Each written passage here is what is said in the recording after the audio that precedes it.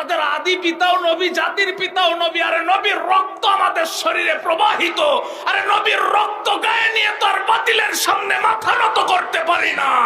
আরে জান দিতে পারি কিন্তু ইমান দিতে পারি না। আরে নবীর রক্তই তো আমাদেরকে শিখিয়েছে এই মাথা সর্বদাই উপরে থাকবে। যদি নত হতে হয় এক আল্লাহর সামনেই নত হবে, তাছাড়া পৃথিবীর কোন শক্তির সামনে এই মাথা নতি স্বীকার করবে না। আরে কিসের ভয়? আমাদের জন্য তো এক আল্লাহই যথেষ্ট। আরে যে আল্লাহ নবী মুসার জন্য যথেষ্ট হয়েছিল, আরে যে আল্লাহ নবী ঈসার জন্য যথেষ্ট হয়েছিল, আরে যে আল্লাহ নবী ইউসুফের জন্য যথেষ্ট হয়েছিল, আরে যে আল্লাহ নবী ইউনুসের জন্য যথেষ্ট হয়েছিল, আরে যে আল্লাহ জাতির পিতা ইব্রাহিমের জন্য যথেষ্ট হয়েছিল, আরে যে আল্লাহ বদরে যথেষ্ট হয়েছিল, আরে যে আল্লাহ খন্দকে যথেষ্ট হয়েছিল, আরে যে আল্লাহ হুনায়নের সেই কঠিন সময়েও যথেষ্ট হয়েছিল, সেই একই আল্লাহ যদি আমাদের জন্য যথেষ্ট হয়ে যায়, আরে পৃথিবীর কোন শক্তি আছে যে আমাদেরকে রুখবে?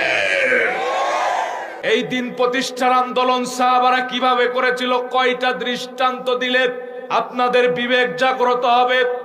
আল্লাহর নবী সাহাবাদেরকে নিয়ে রোজা অবস্থায় বদরের ময়দানে গেলেন। আল্লাহর নবী সাহাবাদেরকে বললেন, ও আমার প্রাণের সাহাবারা, তোমরা রোজা ভাঙো, কারণ শারীরিক ভাবে শক্তি অর্জন না করতে পারলে যুদ্ধ করতে পারবা না। সাহাবাদের রোজা ভাঙার সাহস হয় না। আল্লাহর নবী নিজে আগে এক গ্লাস পানি খেয়ে রোজা ভাঙলেন।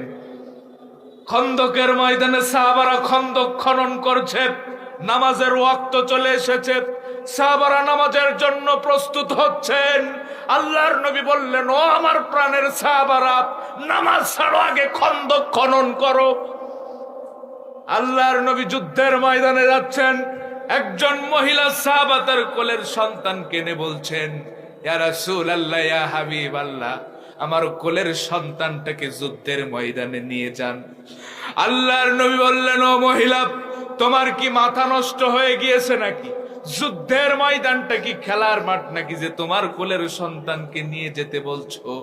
মহিলা জবাব দিলেন, ইয়া রাসূলুল্লাহ, ইয়া হাবিবাল্লাহ, আমি জানি যুদ্ধের ময়দানটা কোনো খেলার মাঠ নয়, কিন্তু নবী, আমার সন্তানকে যুদ্ধের ময়দানে নিয়ে যাবেন, কাফের মুশরিকরা তীর তরবারির আঘাত করবে, আমার সন্তানকে ঢাল স্বরূপ